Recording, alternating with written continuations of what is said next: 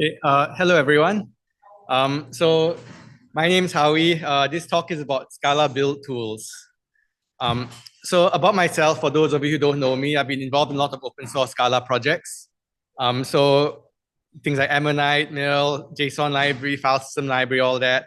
I worked on dev tools at Dropbox Databricks, currently on sabbatical, so not currently employed. And I wrote the book Hands-on Scala Programming. So if any of you want to learn Scala or have learned Scala, this is a great book to get. Yeah. Speak close to the microphone. Okay. Um, so this talk has 4 sections. We'll talk about this, what are the problems with the Scala build like kind of experience. Can it be easier or is this the best you're gonna get? Then we'll talk about the mill build tool. Like what is it? Why is it interesting? And what are the key ideas behind it that allow it to do what maybe other build tools are not able to provide? So first, like can Scala builds be easier?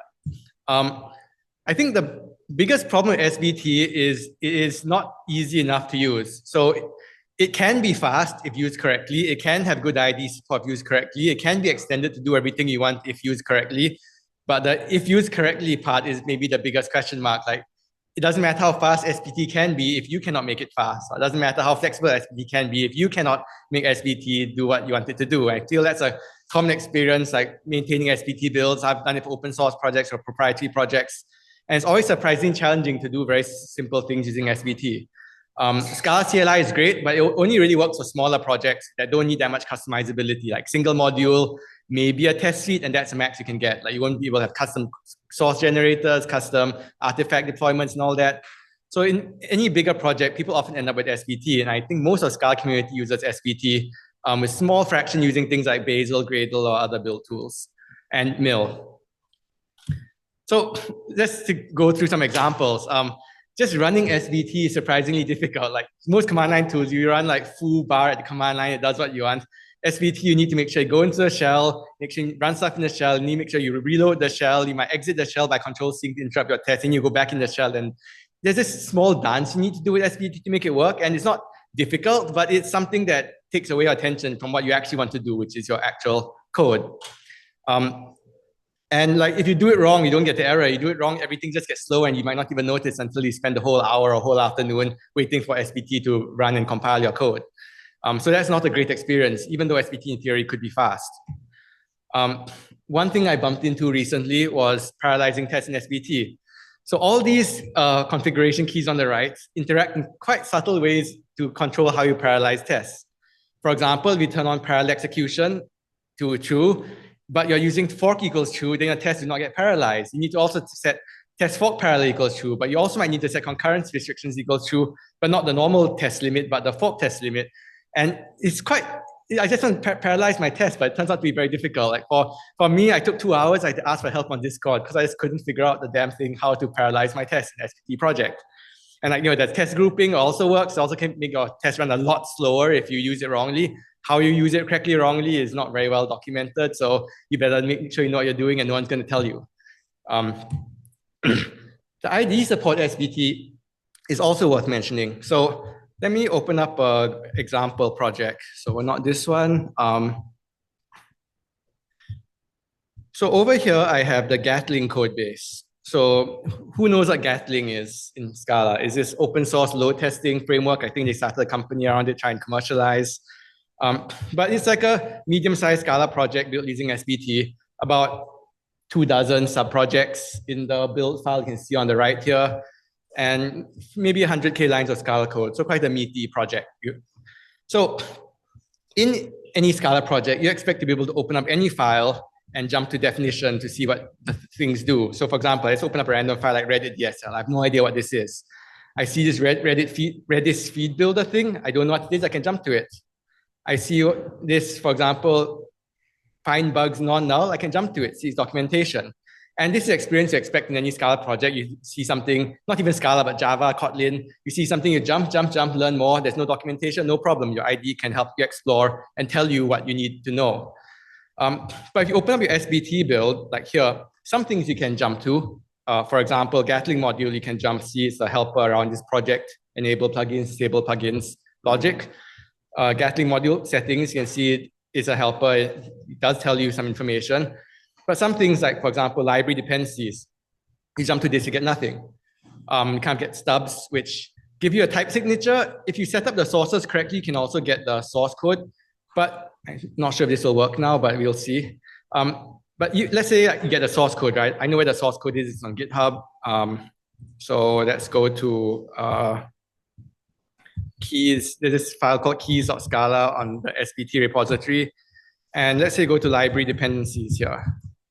So you can see that, okay, I now have the signature, I have the documentation, but I can't really see where this guy is being used. Like, if I want to search library dependencies and see where it's being used, I basically have to search entire SBT code base and try and figure out which of these use sites is setting the value that I care about. Like, let's say you all know what library dependencies does from muscle memory. But let's say it's a new plugin you are using, or let's say you're a new Scala user, you don't know what's doing, or let's say something's misbehaving, or trying to figure out why, and you dig a bit deeper. All of these are cases where you need to kind of dig in, and you'd expect ID to help you. So with SBT, your ID kind of helps you only superficially. You jump to definition, but definition doesn't tell you what the actual logic is here. Definition just gives you a stub that says, here's a signature, here's a name, that's it. And you're on your own after that trying to figure out where the values are coming from or where they are going. So that's ID support problem in SBT. The last thing is extensibility. So the first thing about SBT is that in terms of extensibility is that it has a lot of plugins. That is good. The bad thing about SBT is that it needs a lot of plugins to do anything, and that is not good. So for example, Gatling has this big bunch of plugins by a whole bunch of different people. Some are half maintained, some are unmaintained, some the guy got a new job, stopped using Scala, and you don't know which is which. And either you end up copy pasting things and hoping it works, like what many people do, or when you start a new project, you do this like grand tour of the Scala open source ecosystem to assemble your Avengers team of all the different plugins you need to get your assembly jars working, or to get your like linting working, and all those basic things that everyone wants to do is a lot more difficult, even though it is doable. And and then the time comes that you need to do something custom, which is often is the case. Like often you can't get by with plugins and you need to do something special. So in this case, I'm using a small kind of straw man example. Let's say I want to count the number of lines of code in a project and save it as a resource file that used at runtime.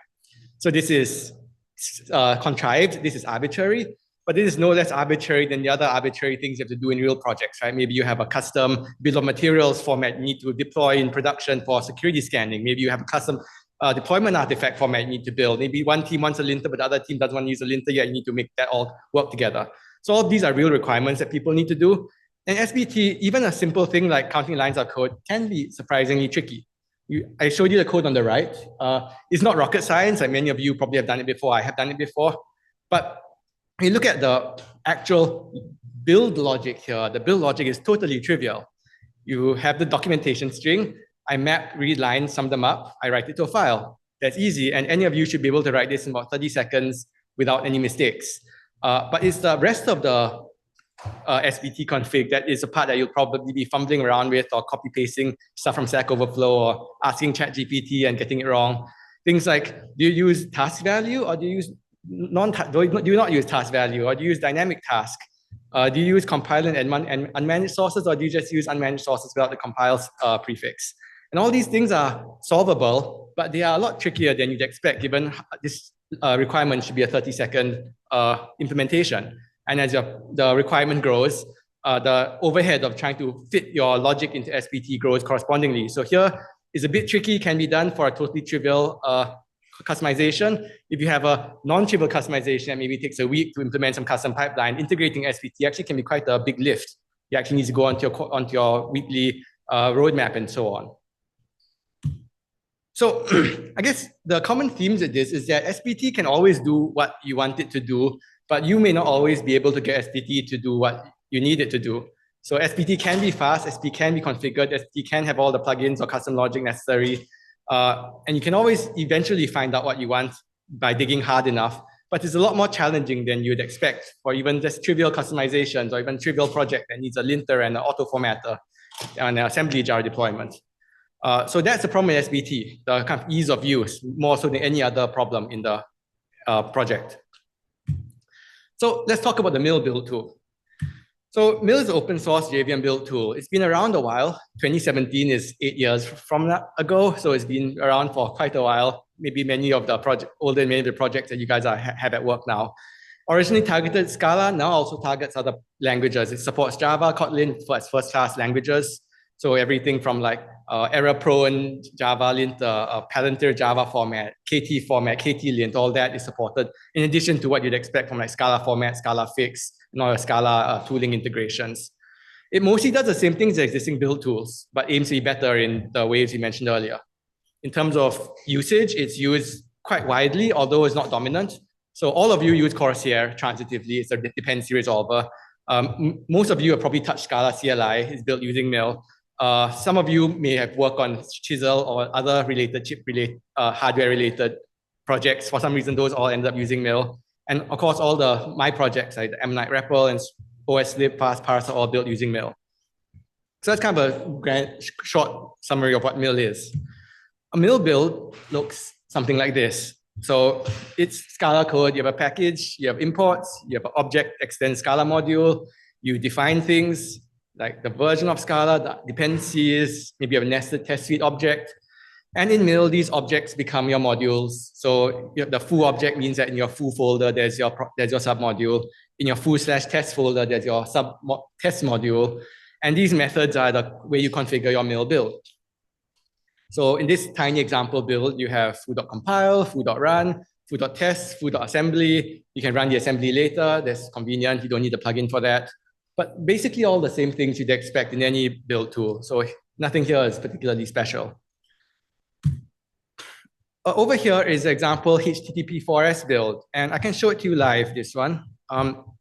So this is a HTTP4S project using the Ember web server and routing DSL with all the IO monad stuff. This is a Mill build we saw earlier on the slide. And there's examples here. So if I go to, let me open this up in my terminal. If I do, for example, Mill test, you can see it'll compile. The first one will be a bit slow because it's a JVM program, but subsequent runs get a lot faster, as you can see. You can compile test. You can, let's say I want to -- watch, run in the background. I can go to localhost and see it run. Let me open this into a new browser here. So here's my HTTP4S app. It's just a to-do example app, nothing special. If I go edit the code, in this case, it uses Scala tags as a templating library. I can make to-dos uppercase, save it. You can see it picks it up, runs, and then it just updates the page. So again, this is nothing special, just showing that you can go beyond Hello World. It supports like your web server, web clients, live reload, watch and reload, and so on. So the next question people often ask is, what does Mill support or not support? And the answer is it supports basically all the Scala tools that you would encounter day to day from the open source ecosystem. So all the different packaging formats I have built-in support, different test frameworks, there are quite a number of them, including Java test frameworks and Kotlin test frameworks I didn't list here, but they're there as well. All the different platforms, including things like Kotlin, Kotlin.js, Scala.js, Scala Native, Spark, all the linters and publishing formats and so on. So all of this generally works. The internal stuff like your custom deployment artifact that your own infrastructure team demands you build for them, that stuff won't be supported because I don't know what your infrastructure team is asking you to do, but all the open source stuff at least is mostly there. So that's a Mill build tool. That's a quick lightning tour of what it is and what you can do with it.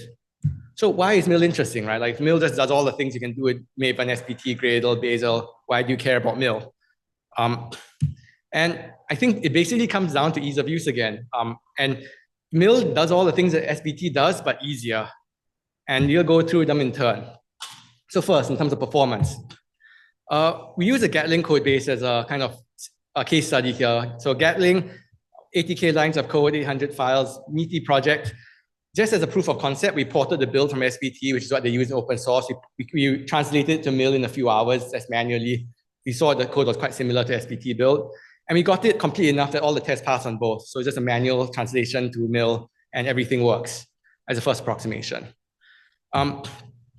So the thing you realize when you do these benchmarks is, as mentioned earlier, SBT really has two performance profiles, the obvious and slow performance, and the less trivial but much faster performance if you open the shell and kind of juggle the shell yourself. And again, juggling the shell with reload and Control-C and going back in is not rocket science, but it's not something that you don't want to be spending your time thinking about when you also have many other things to think about in the day-to-day work. MIL is not faster than SBT in its hot mode, but it just does all the juggling for you. So MIL will create the long-lived server in the background. MIL will reuse the server where possible. If you kill the server, MIL will start it up again. If you change this config file, MIL will reload the config for you. Like none of this is special, right? This is what you're already doing manually with SBT sometimes, and MIL just automates it. So you just run MIL from the terminal as like any other binary, and MIL will try and give you as good performance possible without you needing to think about it too much. So compilation is not the only thing that is important in a development loop. So we already saw watch and rerun. SBT has that too, it's convenient. Test parallelism in MIL is pretty straightforward. You just turn on test parallelism equals true, and we made it self-tuning enough that it works quite well for a wide range of performance characteristics, whether it's many fast tests, a few slow tests, tests spread across different submodules in your project. We managed to make it more or less work without needing too much fiddling, which is quite nice. Just turn on the flag and it's done. Probably will be the default in the next major version. Selective test execution.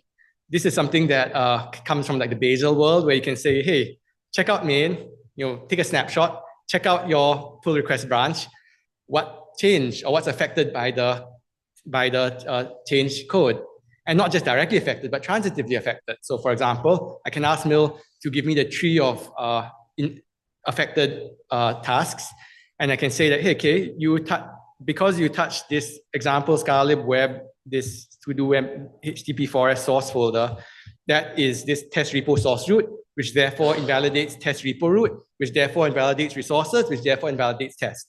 And so we need to run that test, and we don't need to run all the other tests because the other tests are not affected. And then when you run selective.run, it only runs those tests. So this is very handy in CI. If any of you are using Bazel monorepos, Bazel also has this. If you can set it up correctly, MIL provides it kind of built in, pretty easy to use with just a few commands. You can configure your GitHub actions. We do that on the MIL code base, and it's very handy. Yeah.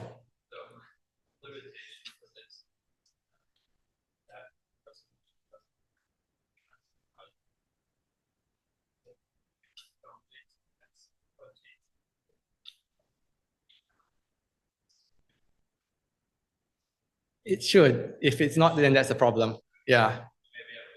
Yeah. So there are kind of two issues here. One is what does it choose to reevaluate, and two is what does it choose to cache.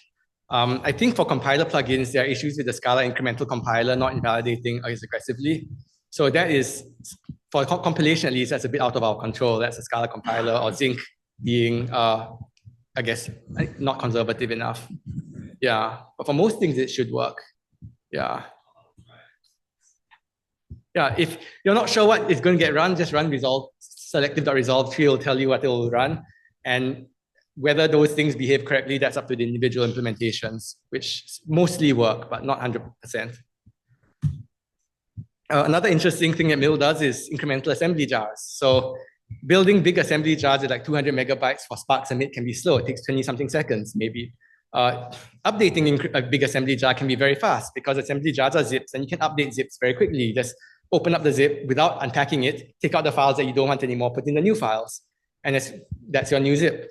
So there's no reason why SBT or Maven and other tools don't do this, but they don't, and MIL does. So for example, adding a new source file and recompiling and reassembling this after you've done it the first time takes 1 second rather than 20 seconds, which can really speed up things like Spark Submit, where people are iterating over an assembly jar that you keep needing to upload. The Chrome profile is interesting. So every MIL command automatically generates a profile. And let me go back to the Gatling code base. So this is so in my terminal here is a Gatling code base that we saw in the IDE earlier. If I do MIL like underscore wildcard compile all, double underscore just means recursive wildcard. Okay, first time we need to compile the build itself. This might take a few seconds and be a bit slow the first time. Then if I do MIL clean, sorry, it's the wrong Gatling code base. I need to go, oh no, it's the right one. mill clean and mill wildcard.compile. So you can see the prompt tells you what it's doing. First, it resolves dependencies, and it compiles everything following the kind of dependency graph order as you'd expect. So that's not special. SBT does that too. What's interesting is that mill provides this file called mill chrome profile.json. So this is a standard format that is used in the Chrome profiler. All of you have this Chrome : tracing on your profile visualizer on your laptops. Most of you probably don't know, but it's there. And you can, anyone who has Chrome, which is all of you, can just open it up.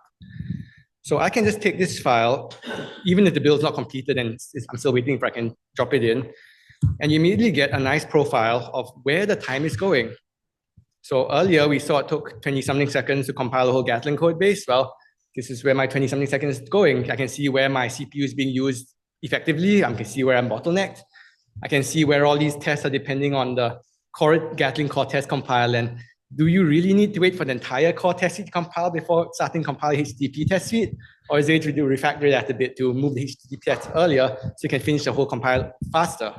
So even if you don't know anything about mill and you don't know anything about the Gatling code base, already have some ideas of what can be improved just by looking at this visualization. And again, every other build tool can do this. The question is, can you figure out how? For example, Gradle, the way you do this is you go sign up for Gradle Enterprise, you go pay your credit card to get Gradle Inc., download the Gradle Inc. self-hosted DevVelocity server, run this on your own AWS, send your Gradle build data to your self-hosted server, and then you can get build scans and basically give you this visualization. And Maven, SBT all have their own plugins that do this for you. And Mill just makes it really easy. So anyone just runs a command, you get this for free and you can see, hey, where's my time going? Here's where it's going. No need to mess around with like third-party like plugins or servers. So that's the performance angle, right? Like why is it interesting for performance? It's easier to run. You don't need to juggle the server. Easier to do things like selective testing, or you do things like visualize your performance profiles. Just easy to do and get what you want done. Next thing we're going to look at is IDE support. So again, we're just using Gatling as the case study here. So I'm going to open up the Gatling mill build next to Gatling SBT build. So on the right is Gatling SBT. On the left is Gatling mill. Now let's make this bigger so you guys can see it. So over here is, this is probably not related. So I highlighted the build configuration for the Gatling core module in both mill and SBT. Mill on the left, SBT on the right. You'll see that both build tools have slightly different syntax, but they mostly correspond to the same information. So Gatling core depends on netty-util, depends on quick lens, depends on common and JSON path, and the tests also depend on common tests and JSON path tests. So all of this is the same on both, and mill needs the same config as SBT does, so it can't make this stuff out of thin air. You need to configure it. Library dependencies, mill calls it IB dependencies, same list of core dependencies. So in fact, mill is a bit more verbose here than SBT is, which is very concise. So we already saw that SBT, some things you can jump, some things you can't, and you hit the wall. Mill is different. So for example, let's say I look at these fork arguments, right? So let's say I didn't know what fork arguments does. You guys can probably guess, but imagine you didn't know. Mill, you can see fork arguments, IntelliJ node is an override. So it's an override of either Java module, assembly module, or run modules implementation. Let's say I go to run module. I can see fork arguments is in run module as a default value of empty string. Okay. I can search for where it's used. Fork arguments is used in runner. Runner is used in run background task. Do run background, maybe deprecated, ignore that one. Run fork task. Run fork task is used in run. And so you can see, kind of trace the logic of your build. You're not just configuring keys and hoping it does the right thing, and see where I'm configuring this, where it's going, what are the computations that are happening along the way, where it ends up affecting the thing I care about, like configure fork arguments, but I want it to affect my run command. And how do I know what it's doing? You can just explore this logic in your IDE, just like you can explore any Scala, Java, Kotlin code base. And it goes the other way as well. For example, final main class. What's that? I don't know. Jump to it. Final main class is final main class optional. Don't know what's that. Final main class optional, either the main class that you configure, default none, or the local main classes. What are the local main classes? Local main classes are using class graph to discover the local main classes, which class graph is a kind of bytecode class file scanner. So you can go up and down your build graph in a way that you really cannot do in any other build tool. So SBT, you can't do this. Maven, you can't do this. Gradle can't do this. Bazel, you can do this to some extent with a bit of an asterisk because in macros and other things in Bazel gets a lot more difficult. In Mill, it becomes really easy to explore in the same way you explore any application code base, and you already know how it works. Like you already know how jump definition, find usages work. You know what overrides are, and IntelliJ knows what overrides are. That's why IntelliJ is able to provide this this support here. So that's really the difference between SBT's ID support and Mill's ID support. Even though they both nominally have ID support, the Mill ID support is a lot richer, and it really makes you feel at home as an application programmer, kind of exploring your build and trying to figure out why it's not doing what you want it to do. So that's a demo. The last thing we'll look at is extensibility. So Mill has a lot more built in than many other build tools do. And I think that's important because it makes it much easier to get started. So Mill does have plugins, but you often need fewer of them. For example, the Gatling Mill build, which is kind of more or less equivalent to the SBT Mill build as a case study, only needed an external plugin for Scala Fix, which is maintained by Joan Goyer. And all the other stuff is built in. So we have JMH support built in. Of course, it's the most popular benchmarking framework on the JVM ecosystem. Why shouldn't it be built in? Jupyter support built in is the most popular testing library in the whole JVM ecosystem. Of course, it should be built in. And so we just build in all of this stuff so you don't need to go and mess around with too many third-party tools. Even though you may need to at some point, it's much smaller lift than trying to configure SPT project correctly the first time without copy-pasting or maintaining this list of plugins as versions update and things get modified and evolve over time. So at some point, you need to extend your code beyond plugins, as we saw earlier. And the difference in Mill here is that while most build tools require you to be a plugin author to extend your build, in Mill, you can just write code and use libraries to do what you want. And I'll show you what that means in a moment. So going back to our code, let me open up the other project, custom Scala. So here on the right, we have the minimal Mill build for a Scala module. Like all the defaults, default source folder, default output folder, no dependencies, just a Scala version and a source folder name. If I go to this in the terminal, I can do mill like foo.compile, and you can see it compile, and that's it. So that's all you can do here. So let's say I wanted to do something like what we mentioned earlier, right? Let's say I wanted to gather the line, count the lines of code in this module and add it as a resource. Let's say this is my requirement now. How do you do this in Mill? So in Mill, you can say def line count is a task. I need to depend on other tasks. I can ask IntelliJ what other tasks exist. You can see there are a bunch of source tasks. You might not know which one you want. You can again ask IntelliJ what the different source tasks do. That's very convenient. Let's say I want all source files, and let's say I map it to the file. I want to read the lines of the file path dot size, and then sum it up. Let me just format this nicely. So that's all I need to do to declare a custom task in Mill. And now I've run this, I can say mill show foo.line count from the terminal. You can see it has 17 lines of code. That's how much it has in this source file. I can do mill inspect foo.line count from a terminal. You can see Mill automatically gathers everything. For example, it grabs your Scala doc, so you don't need to go and copy paste it to a string. It has all source files captured for you, so you don't need to go and have a separate dependency on it. Line number, file name, all captured for you. So that's quite convenient. So this is defining custom task account lines, but we haven't integrated it into resources yet. And the way you integrate things into resources in Mill is using overrides. So you say override def, like what?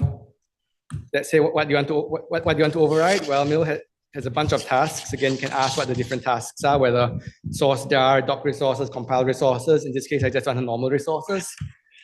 And I can say, I'm going to write to this task or desk folder, which I'll describe in a moment, the line count, call the method as a string.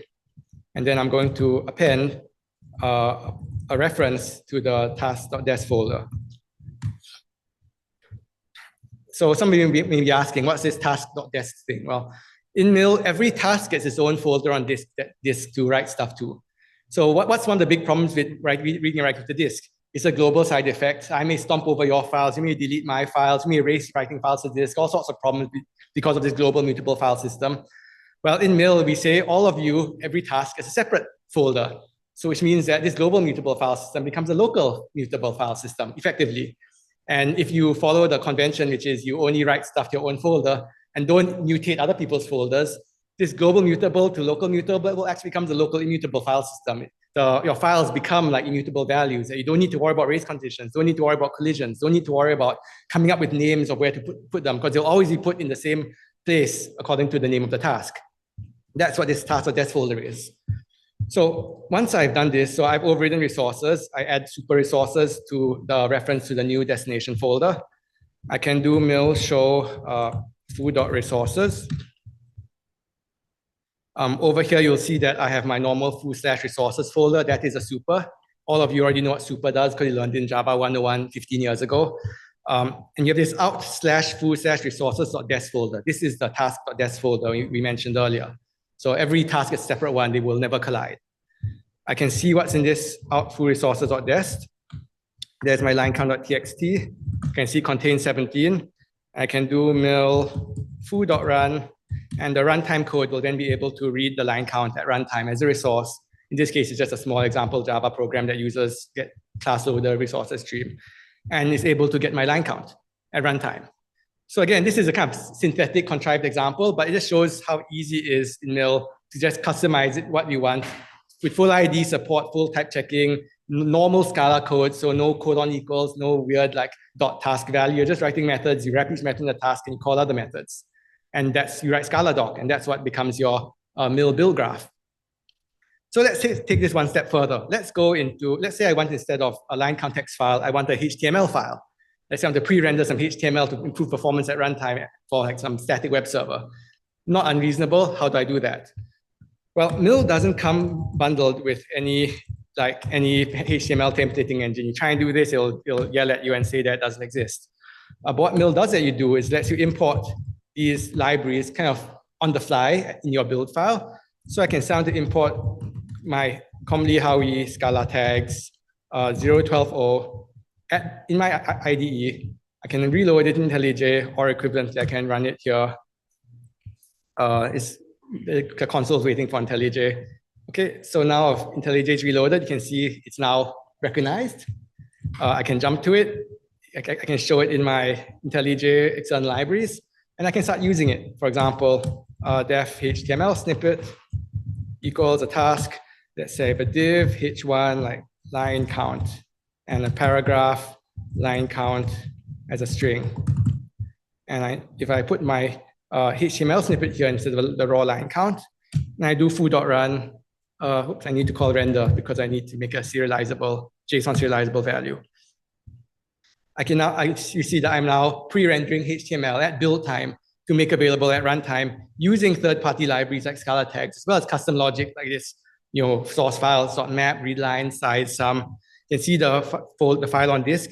The file on disk, if I do mill inspect or mill show foo.html snippet,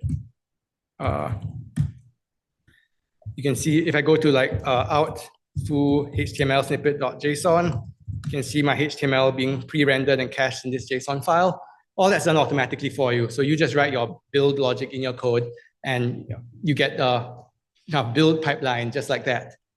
So I think what's most interesting here is that there is no mill HTML rendering plugin. There is no mill line counting plugin. And in other build tools, you may have to go find one, or you may have to go become plugin author yourself and say, hey, how do I integrate with this plugin API? In Mill, you just write methods. You write other methods. You can use any libraries you want, including the same libraries used in production, if you so desire for consistency. You can override things like you learn in Java 101. You can call super. You all know what super does. And that's how you configure your build. You already know how to do this. And you already know how to write Scala. So that's how you do it in Mill. So this is a demo we saw live. We need to go through the slides. So that's the extensibility angle. The built-ins are much richer, and just programming Mill to do what you want is also much easier. So what are the ideas behind Mill? Like, why can't everyone else do this? Like, surely everyone else also wants easy performance. Everyone else also wants good ID support, right? Like, why doesn't SBT or Maven or Grail just go fix ID support? And I think the reason is that Mill has some really interesting ideas that are foundation of its architecture that are different from all the other build tools. And that's what lets Mill give you these concrete benefits I've shown earlier. So the first one we're going to look at is the idea that build graphs are pure functional programs. So this is not obvious, right? Like, you look at many build tools, you define a task, you read stuff off disk at some arbitrary string path, you write stuff to some arbitrary point on disk. All your tasks are just like side effecting methods. That's very common in like Rake, in Make, in CMake. All of these build tools, you're just writing tasks that just do stuff to disk and who knows what they do. And you have to make sure you keep them straight in your head. Mill has a different idea. Mill says that, well, most of your build tasks are do thing to input to make output. In Mill, it's spelled like def output equals task, do thing, input, but it's the same meaning. It's just a different spelling using Scala syntax. And you look at the things that build tools do. Almost everything a build tool does is in this format, whether you're resolving dependencies to make jars. And I don't know if you all know, but Maven Central dependencies are immutable. So you can even treat them as, even though it's a network call, you can kind of treat Maven Central as an immutable data store with read-only values that can never change. Codegen and IDLs to make source files, compiling the source files to dependencies, make class files, and all of the things you do in build tool with a star, not quite all, but almost all, 99%, are pure functions with some asterisks. For example, they must write to this, they must go over the network, but practically they're pure functions. And if you look at, for example, the pure functional way of writing line count on the left and the imperative way of writing line count on the right, what's the difference, right? They both have the same logic, they both do they'll both like loop over all the source files, read things, count the number of lines, write it out to disk somewhere. But the difference is that for the functional ID on the left, for functional implementation on the left, Mill knows where the data is going to be written to because you're not writing it, Mill's writing it. Mill knows what the inputs are because you're not reading from some random string off disk. You are just depending on upstream tasks, and task gives you the values. So that means that the thing on the left here is side effect free pure function. And what do you know about pure functions? They're easy to parallelize, they're easy to cache, they're easy to rerun because they won't have weird side effects messing things up, they won't collide, they won't have race conditions. And on the thing on the right is global side effecting. You get complete opposite. You can't really cache it safely. So you can cache it sometimes, but sometimes it'll screw up. You can't parallelize it safely because sometimes it'll collide. All the bad things you know about global mutable state. But even though it's the same logic, it can be run in both. And so Mill chooses a pure functional approach. And that's what lets Mill do all this interesting parallelization, caching, and scheduling without you needing to think about it at all. So you just write the business logic, which is in this case, map, read line, size, sum, done. That's my task. And pure functional programming is what makes things like jump to definition useful. So for example, on the left is SBT, right? You look at unmanaged source directories, you jump to it, you get a stub. What's this? It is a global mutable variable. Someone else is going to assign the value to the stub later.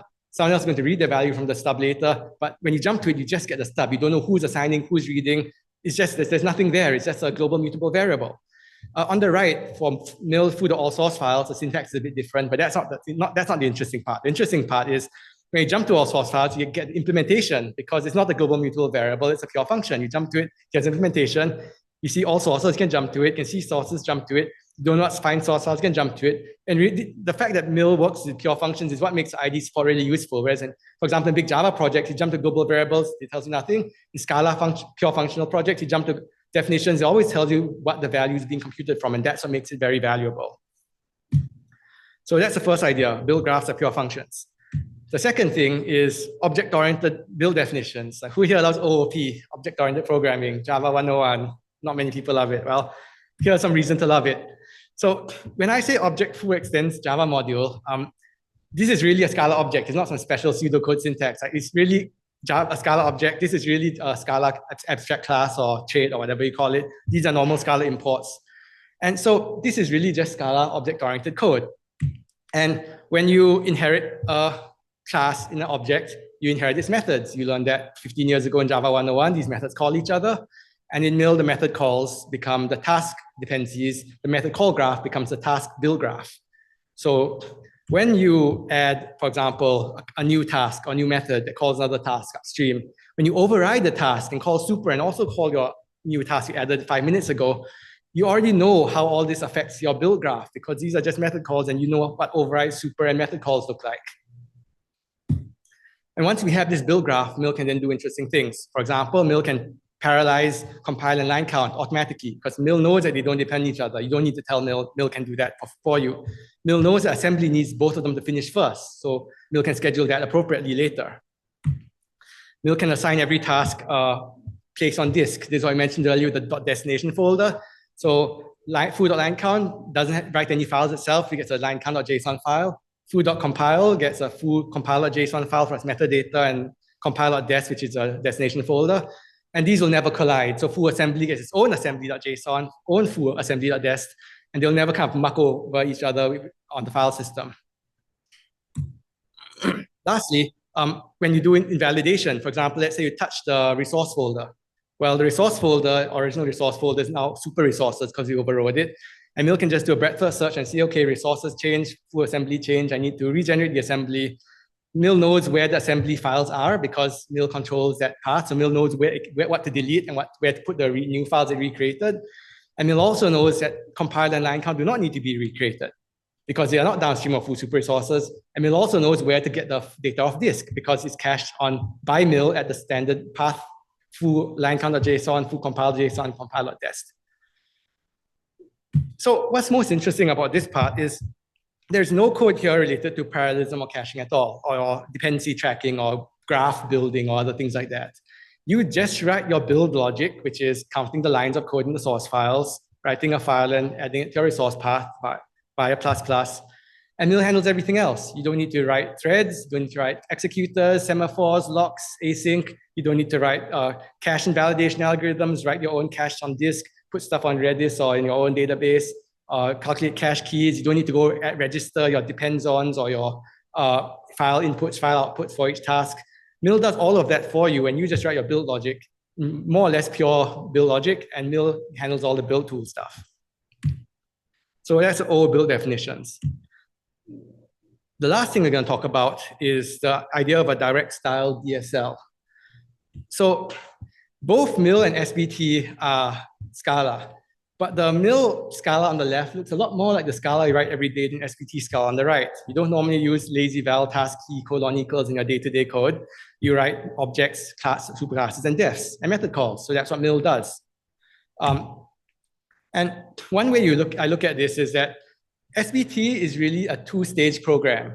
You have your stage one where you're evaluating Scala, where you have things like Scala doc, super, objects, lexical scope, methods, defs, all that nice stuff. You know all the stuff on the bottom right. IntelliJ knows stuff all on the bottom right, so that's great. But the problem with SBT is that the interesting stuff is the stuff on the top right. Things like the four-dimensional scoping hypermatrix. Like who here thinks about like tesseract scoping every day? Like I don't use tesseract scoping regularly. I use lexical scoping. So when I look at SBT's four-dimensional scopes, it's really difficult to kind of understand. And things like, for example, the SBT doc strings are different from Scala doc. So IntelliJ doesn't know that they are doc strings. IntelliJ can't show it to you in the help. So all of these things, although they are not super complicated, they are sufficiently different from Scala to confuse users and also confuse IDEs who can help you with this stuff on the bottom right, but cannot help you with the stuff on the top right, which actually proves to be very important. Mill does a different approach where it kind of works heaven and earth to squeeze everything into the bottom right corner of this diagram. So Mill Scala doc are your doc strings. You can't access doc strings at runtime normally, right? So that's very hard to get. So Mill has a compiler plugin that will parse the Scala source file, grab the doc string, and put it in a Java annotation, and for you to use at runtime. And sure, it's kind of annoying to implement that. Once it's implemented, it's really nice to use because you just write normal Scala doc, and it gets picked up for you at runtime. You don't have a separate string that gets used at runtime. Similarly, like the Mill methods are just tasks. The Mill call graph is a build graph. There is some magic to capture the build graph and turn into a data structure. You can't normally capture method call graphs, right? But Mill doesn't magically capture these. But as a result of this magic, it all fits into stage one, which is the things that the tools like IntelliJ and developers like all of you and your junior folks you hired out of school understand.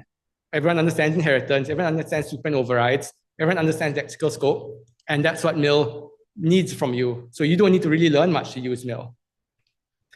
And maybe one interesting thing I want to mention is Mill is actually an effect kind of applicative effect system. So who here uses effect systems like CATS or Zio or whatnot? So if most effect systems are full of flat maps, you have these monad M things everywhere. And if you look at this mill example that we wrote earlier, you'll see that there is this strange T wrapper here. So there is like a task effect system wrapping all these values in mill. Like we do, it's not monadic, it's applicative, so that allows us to parallelize things a bit more easily. But the mill makes it so seamless that most of you probably didn't even notice. You thought you're just calling methods and defining methods that call other methods. And we, on the back end, lift it into this effect graph thing. So we get all the benefits of the effect system, but without all the user-facing confusion that happens when you take like a new grad and try and throw them into a CATS effect Zio code base. Because like from this example, the new grad can just think it's Scala or even just think it's Java, and they'll be 99% correct, even though 1% is a bit special. So those are key ideas behind mill. And this is the last slide. So I think the long and short of it is, if you are not happy with SBT or your other build tools for whatever reason, you should definitely try out mill. There's a lot of interesting ideas, things like the pure functional builds, object-oriented builds, a direct style, DSL. And these interesting ideas aren't just academic. These interesting ideas give you things like ID support. You all like ID support, performance, extensibility. So the documentation's on the bottom, the GitHub page, my email, if anyone wants to contact us later or try it out. All the examples on documentation are integration tested and downloadable. So you can download the zip file and just run it without any install. And that's the end of the presentation. Thank you.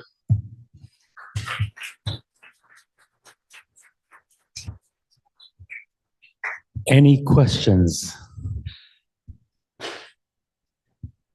What about integration into metals and other things? You didn't talk about it. Metals works. I think not as well as IntelliJ, but we are working on it. Yeah, they both use the same build server APIs. So there's a bit of differences we need to sort out, but it largely works. Right. Yeah. And I had another question. I think long time back, you had different directory structures compared to SBT for any Scala project. Is that requirement still hold for mill? Sorry, could you repeat that? Like the directory structures, like the main files and the test files required a peculiar structure in mill, which is different from SBT.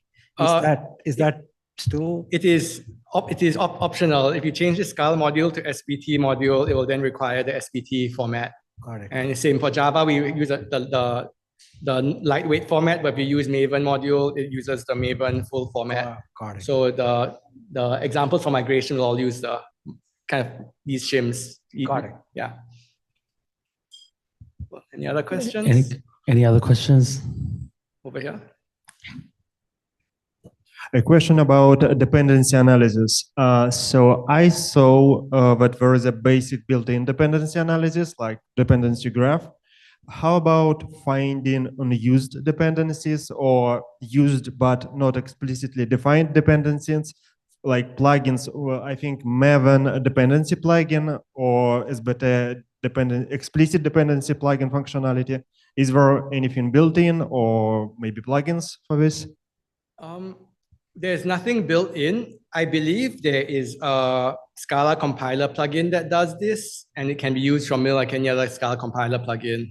Let me see if I can find it for you. Scala unused dependencies plugin. Most probably you will, the first one you will find. There are a few of them. I don't have a link right now, but I know at Databricks we use a plugin in Bazel, and it's kind of language agnostic. You just plug into Scala compiler and it'll yell at you if there are jars you're not using on the class path. Okay, great, thank you. So in theory, you can use it from mill, but I have not used it myself. Thank you very much. Yeah, so one of the things I've hit before is like the T type encapsulation that you mentioned. And yeah, I remember I was working on something and it just wouldn't work until like I did the like effect system like call. Is there like is there something like I would need to know like when to use that? Is there like a I don't know when it should creep into user code. So let me think. What's a good answer to that? I guess for most method calls that kind of are static, you know who you are calling, you can just call it directly. the case where you want to do something more kind of special, for example, I want to depend on this task, but sometimes I want to depend on that task depending what this configuration flag does. That is when you need to use the more kind of advanced underlying API to decide. Or for example, I want to aggregate all the tasks from my upstream dependencies and like put them into one big list. Then you need to use your standard defect system like traverse or sequence operators. So that's kind of the edge case where you do the 1% where you do need to know about the effect system stuff. But for the most like standard stuff, you don't. Yeah. Cool. Yeah. Any other questions? I think we have two more Any other minutes. questions? Can you guys hear us from offline? Hello?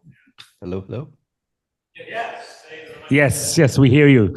I didn't know there was anyone online, so that's welcome. Thanks.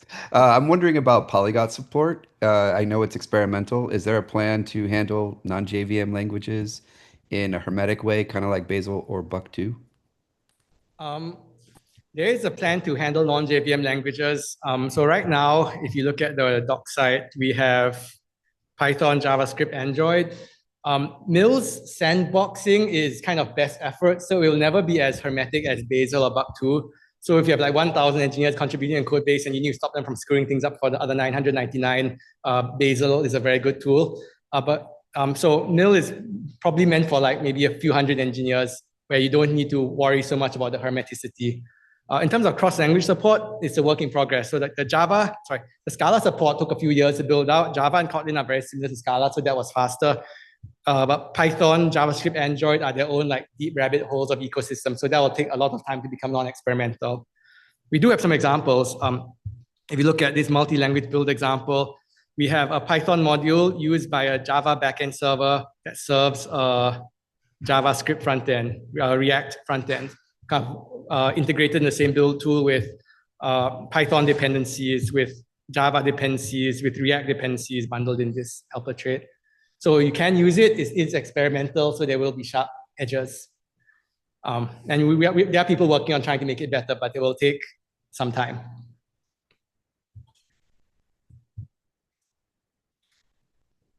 How many core developers are there besides yourself? 3, including myself, 3. So maybe 2 minus me is 2.